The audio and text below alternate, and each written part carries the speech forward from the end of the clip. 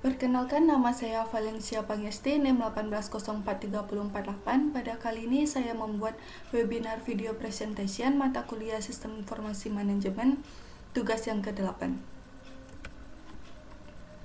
Yang pertama dari buku Balzan, What are ethics and policies and why are they important to a company? Jawabannya, etika adalah standar dan prinsip yang memandu perilaku kita terhadap orang lain.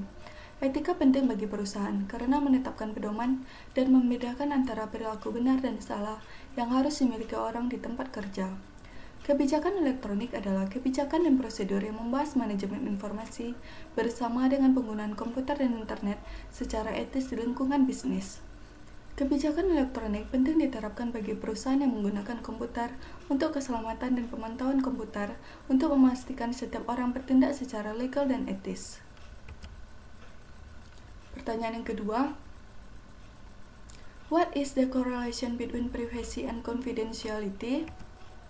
Privasi adalah hak untuk dibiarkan sendiri saat seseorang menginginkannya, memiliki kendali atas harta pribadinya dan tidak untuk diamati tanpa persetujuan orang yang bersangkutan. Kerahasiaan adalah sebuah status atau keadaan di mana hal-hal tertentu menjadi tertutup bagi pihak-pihak yang tidak seharusnya memiliki akses dan meliputi semua hal yang bersifat lisan maupun tulisan, mengenai suatu hal yang terjadi sebelumnya ataupun yang direncanakan. Hubungan antara privasi dan kerahasiaan ialah bahwa persyaratan privasi menentukan jenis otorisasi yang diberikan untuk informasi, dan kontrak kerahasiaan memastikan bahwa orang dan sistem memenuhi kewajiban privasi tersebut. Pertanyaan yang ketiga, why is security a business issue, not just a technology issue? Jawabannya, karena ketika seorang karyawan melihat hal-hal yang tidak sesuai, maka akan menghilangkan etis kerja mereka dan mempengaruhi bisnis, sehingga harus ada bridge dalam keamanan bisnis untuk mencari tahu masalah dan menyelesaikannya. Selain itu, ketika keamanan dilanggar di dalam atau di luar bisnis, bisnis tersebut terpengaruh, info penting yang disimpan oleh bisnis dapat berisiko. Keamanan adalah masalah teknis dan bisnis. Ini adalah masalah teknis karena semua jenis perangkat seluler dapat diakses oleh peretas.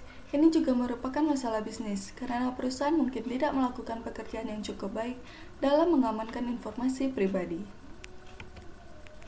Pertanyaan yang keempat dari buku Balzan, how can a company participating in a business keep its information secure?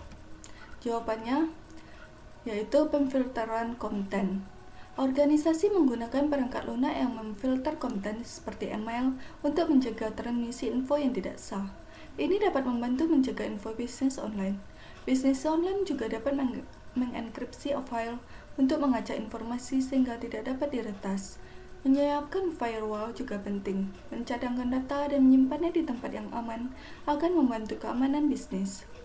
Perangkat lunak pendeteksi gangguan, pemantauan penuh, waktu untuk arus lalu lintas info online. Pertanyaan selanjutnya dari buku Lowdown. Pertanyaan pertama yaitu what ethical, social, and political issues arise by information system? Jawabannya, teknologi informasi memperkenalkan perubahan di mana hukum dan aturan perilaku yang dapat diterima belum dikembangkan, meningkatkan daya komputasi, penyimpanan, dan kemampuan jaringan termasuk internet, memperluas jangkauan tindakan individu dan organisasi, serta memperbesar dampaknya. Kemudahan dan anonimitas informasi yang sekarang dikomunikasikan, disalin, dan dimanipulasi dalam lingkungan online menimbulkan tantangan baru terhadap perlindungan privasi dan kekayaan intelektual. Masalah etika, sosial, dan politik utama yang diangkat oleh sistem informasi berpusat pada hak dan kewajiban informasi, hak dan kewajiban properti, akuntabilitas, dan kontrol kualitas sistem dan kualitas hidup. Pertanyaan yang kedua, what specific principle for conduct can be used to guide ethical decision? Jawabannya, ada 6 prinsip etika untuk menilai perilaku termasuk aturan emas, imperatif kategoris, Immanuel Kant, aturan perubahan Descartes, prinsip utilitarian, prinsip pengindaran risiko, dan aturan etis tanpa makan siang gratis. Prinsip-prinsipnya harus digunakan dalam hubungannya dengan analisis etika. 6 prinsip etika untuk menilai perilaku. Yang pertama, aturan emas. Perlakuan orang lain sebagaimana Anda ingin mereka lakukan kepada Anda. Imperatif kategoris Immanuel Kant.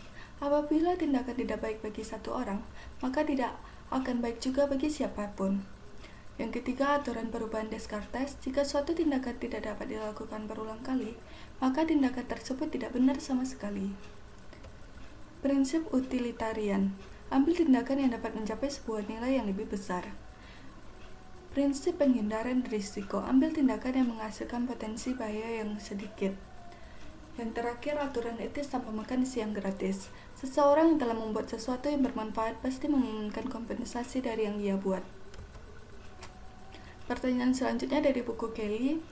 Pertanyaan pertama yaitu, is using easy mannequins in store an ethical practice? Why or why not? Support your answer. Ya, menggunakan boneka AC di toko dalam praktik etis. Toko adalah tempat umum, itu biasanya memiliki kamera untuk tujuan keamanan. Oleh karena itu, pelanggan berharap untuk direkam sebagaimana mereka memasuki toko. Pengecar yang menggunakan kamera untuk mendeteksi pencurian dan memposting pemberitahuan yang memperingatkan pelanggan bahwa mereka dapat direkam tidak bersalah atas pelanggaran etika. Selain itu, AC ditutupi oleh lisensi televisi sirkuit tertutup pengecar karena tidak menyimpan data apapun. Selain itu, ini praktek memungkinkan pengecar untuk mengumpulkan data demografis dan pola belanja pelanggan untuk meningkatkan pengalaman berbelanja mereka sekaligus menjaga anonimitas semua identitas. Pertanyaan yang kedua, if store notify people that they may be filmed, do the store have to indicate how they may be filmed?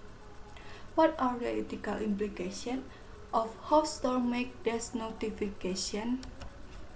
Ya, toko harus menunjukkan bagaimana orang difilmkan. Jika tidak, itu bisa dianggap sebagai mengumpulkan data pribadi tanpa persetujuan.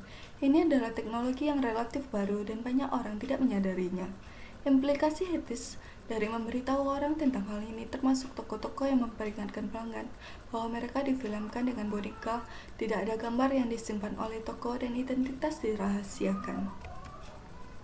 Pertanyaan yang ketiga, worth knowing that the mannequins may be watching your change your shopping behavior, why or why not? Explain your answer.